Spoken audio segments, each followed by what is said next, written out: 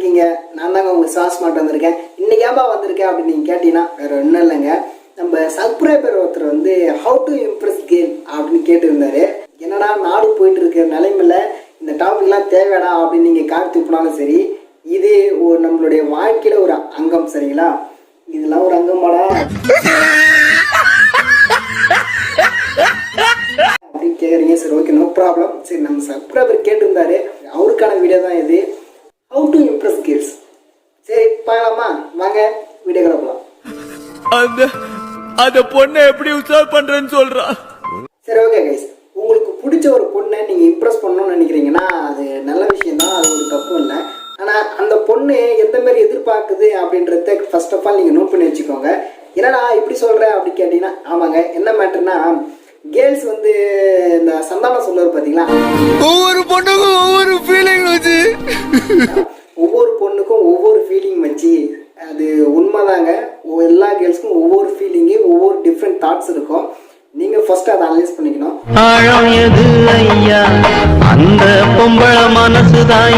இப்போ நான் சொல்ல போகிற இந்த பாயிண்ட்லாம் பார்த்தீங்கன்னா எந்த மாதிரி கேர்ள்ஸ்லாம் ஒர்க் அவுட் ஆகும்னா, நம்ம குடும்பத்துக்கு ஏற்ற பொண்ணுங்க, அப்புறம் நம்ம கூட வாழணும்னு நினைக்கிற பிள்ளைங்க, அப்புறம் வந்து இந்த லவ், கேர், அஃபெக்ஷன் இந்த மாதிரி இருக்கிற பொண்ணுங்களுக்கு மட்டும்தான் இந்த பாயிண்ட்லாம் ஒர்க் அவுட் ஆகும்.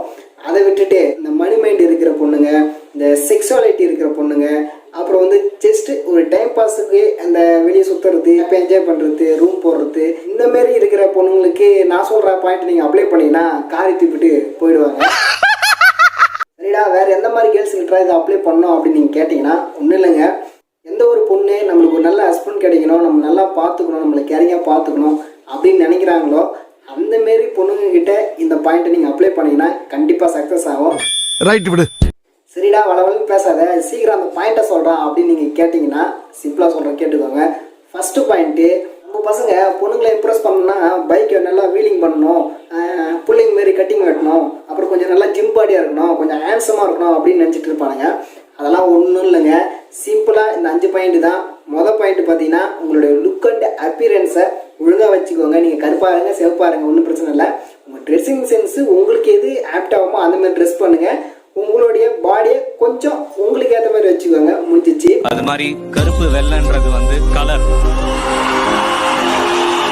ரெண்டாவது விஷயம், நீங்கள் அவங்களுக்கு கம்ஃபர்ட் ஜோனை கண்டிப்பாக கொடுத்தாகணும். அந்த பொண்ணு இவன் நம்ம கூட இருந்தால் போதும்பா, நம்மளுக்கு ஒரு ஃப்ரீ மைண்ட் வந்துரும்பா, ஒரு கம்ஃபர்டபுளாக இருக்கும்பா அப்படின்னு அவங்க ஃபீல் பண்ண வைக்கணும். அப்படி நீங்கள் அவங்கள ஃபீல் பண்ண வச்சிங்களா கண்டிப்பாக இம்ப்ரெஸ் ஆகிடுவாங்க.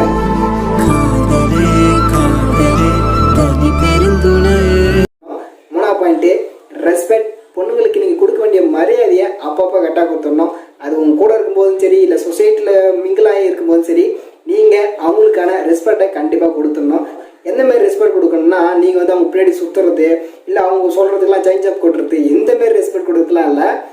ஆக்சுவலாக ஒரிஜினாலிட்டின்னு ஒன்று இருக்கும் பார்த்தீங்களா, பசங்களுடைய கெத்துன்னு ஒன்று இருக்கும், ப்ளஸ்ஸு பொண்ணுங்களுக்கு மரியாதை கொடுக்கவும் தெரிஞ்சிருக்கணும். ரைட்டுங்களா? இது ரெண்டுமே கரெக்டாக ஒரு ஈக்குவல் ரேஞ்சில் நீங்கள் மெயின்டைன் பண்ணிங்கன்னா கண்டிப்பாக கேர்ள்ஸ்லாம் இம்ப்ரெஸ் ஆவாங்க. இந்தமாரி நீங்கள் அவங்களுக்கு ரெஸ்பெக்ட் கொடுக்குறீங்கன்னு தெரிஞ்சாலோ, இல்லை மற்ற பொண்ணுங்களை நீங்கள் மதிக்கிறீங்க அப்படின்னு தெரிஞ்சாலோ அந்த பொண்ணு கண்டிப்பாக உங்க மேலே இம்ப்ரெஸ் ஆகிடும். எங்கள் அம்மா இல்லாமல் நான் இல்லை, என் மனைவி இல்லாமல் நான் இல்லை, ஸோ எல்லாத்துலேயுமே பொண்ணு இருக்காங்க. நாலாவது விஷயம், லவ் அண்ட் கேருங்க. என்னடா லவ் அண்ட் கேர் அப்படின்னு கேட்டிங்கன்னா ஒன்றும் இல்லை, நீங்கள் மற்றவங்க மேலே காட்டுற அன்பு, பாசம், இதை பார்த்தே அவங்க கண்டிப்பாக இம்ப்ரெஸ் ஆகிடணும். அந்த அளவுக்கு நீங்கள் ஒரு அக்கறையும் அன்பையும் காட்டணும். அது உங்கள் ஃபேமிலி கூட இருக்கலாம், இல்லை உங்கள் ஃப்ரெண்டு கூட இருக்கலாம், இல்லை அதே நீங்கள் எந்த பொண்ணை இம்ப்ரெஸ் பண்ணணும்னு நினைக்கிறேன் பார்த்தீங்கன்னா அந்த பொண்ணே கூட இருக்கலாம். நீங்கள் அவங்க மேலே காட்டுற கேர் வந்து ஒரு ஸ்பெஷலாக இருக்கணும். ரைட்டுங்களா? அது அவங்க வந்து அதை நினச்சிட்டே இருக்கணும், ஃபீல் பண்ணணும், ஓகே இவங்க நல்லா நம்மளை பார்த்துப்பாங்க போலியே அப்படின்னு ஒரு நம்பிக்கையை அவங்க மனசில் நீங்கள் விதைச்சிட்டிங்கன்னா கண்டிப்பாக அவங்க உங்களை பார்த்து இம்ப்ரெஸ் ஆகிடுவாங்க.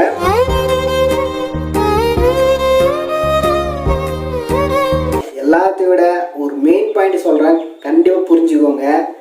நீங்கள் எந்த பொண்ணை இம்ப்ரெஸ் பண்ணணும்னு நினைக்கிறீங்களோ, இல்லை அந்த சரௌண்டிங் பார்த்தீங்கன்னா நீங்கள் ஒரு ஹியூமர் மைண்டராக இருக்கணும். அதாவது ஒரு ஃபன்னியான ஒரு ஆளாக இருக்கணும். ஃபன்னியான ஆள்லாம் உங்களை அசிங்கப்படுத்திட்டு காமெடி பண்ணுற ஆளாக இருக்கக்கூடாது. நீங்கள் பேசுறதுல ஒரு ஹியூமர் இருக்கணும். அதாவது சிம்பிளாக சொன்னோம்னா, பொண்ணுங்களை சிரிக்க வச்சா பொண்ணுங்களுக்கு ரொம்ப பிடிக்கும். அங்கே தேன் மிட்டாய் வித்துட்டு அந்த மாரி நீங்கள் ட்ரை பண்ணாலே போதும், ஈஸியாக இம்ப்ரெஸ் ஆகிடுவாங்க. நீங்கள் அதுக்காக உங்களை அசிங்கப்படுத்தி தான் சிரிக்க வைக்கணும் அப்படின்னா உங்களை காமெடி பீஸ் ஆகிட்டு போயிடுவாங்க, ஹீரோவெல்லாம் பார்க்க மாட்டாங்க. நான் சொல்கிறது எப்படின்னா, நாம் காமெடி பண்ணணும், அந்த காமெடி பார்த்தீங்கன்னா மற்றவங்களை ஹேட் பண்ணக்கூடாது. ப்ளஸ்ஸு நம்மளுக்கு யார் பிடிச்சிருக்காங்களோ அவங்க நம்ம மேலே பார்த்து ஒரு அஃபெக்ஷன் வர மாதிரி இருக்கணும், ரைட்டுங்களா?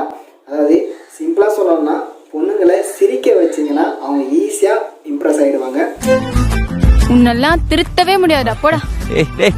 எல்லாத்த விட ஒரு பெரிய உண்மையாக சொல்கிறேன், தயவு செய்து நோட் பண்ணிக்கோங்க. நிறைய பசங்க பண்ணுற தப்பு என்னன்னா, ஒரு பொண்ணு பிடிச்சி போயிடுச்சுன்னா அந்த பொண்ணு இம்ப்ரெஸ் பண்ணணும்னு நினச்சிட்டு நிறைய மொக்கலாம் வாங்குவாங்க. ப்ளஸ் அவங்க பின்னாடியே போயிட்டு ஃபாலோ பண்ணிட்டு இருப்பாங்க. எந்த பொண்ணை நீங்கள் பின்னாடியே ஃபாலோ பண்ணுறீங்கன்னா அந்த பொண்ணுக்கு கண்டிப்பாக உங்களுக்கு பிடிக்கவும் பிடிக்காது, இம்ப்ரெஸ்ஸும் ஆக மாட்டாங்க. நோட் பண்ணி வச்சுக்கோங்க. அதாவது ஒரு பொண்ணு பிடிச்சிருக்கு, அந்த பொண்ணு நம்ம இம்ப்ரெஸ் பண்ணோம்னா அவங்க பின்னாடியெல்லாம் போயிட்டு இருக்காதீங்க. தயவுசெய்து நீங்கள் உங்களுடைய கோல்னு ஒன்று வச்சுட்டு அந்த கோலை ஃபாலோ பண்ணுங்கள், உங்கள் ட்ரீம்ஸை ஃபாலோ பண்ணுங்கள். அதை நீங்கள் ஃபாலோ பண்ணிட்டீங்கன்னா, அதில் நீங்கள் அச்சீவ் பண்ணிட்டீங்கன்னா இவங்க தானாக வந்துடுவாங்க. அதாவது நீங்கள் உங்கள் வாழ்க்கையை நோக்கி போயிட்டு இருங்க, உங்களை கவனிங்க, உங்களை லவ் பண்ணுங்கள், உங்களுடைய அசத்திட்டிக்கும் உங்களுடைய ஆட்டிடியூட்டையும் கரெக்டாக வச்சுக்கோங்க.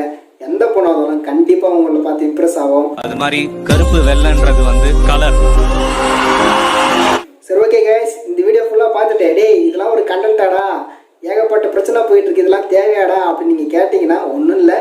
அந்த பிரச்சனையிலையும் இது கொஞ்சம் பார்த்து ஹாப்பியாக என்ஜாய் பண்ணிக்கோங்க. வீடியோ முடிஞ்சிச்சுன்னு நினைக்கிறேன். சரி, ஓகே கைஸ், இந்த வீடியோ கண்டிப்பாக உங்கள் எல்லாருக்கும் பிடிச்சிருக்குன்னு நினைக்கிறேன். பிடிச்சிருந்தால் லைக் பண்ணிட்டு ஷேர் பண்ணுங்கள். நம்மளுடைய வீடியோஸை உங்கள் வாட்ஸ்அப் ஸ்டேட்டஸில் வைங்க. Thank you guys. वीडियो को सपोर्ट करने के लिए थैंक्स। வரும்போது சப்போட்டா பழம் வாங்கிட்டு வருவீங்களா?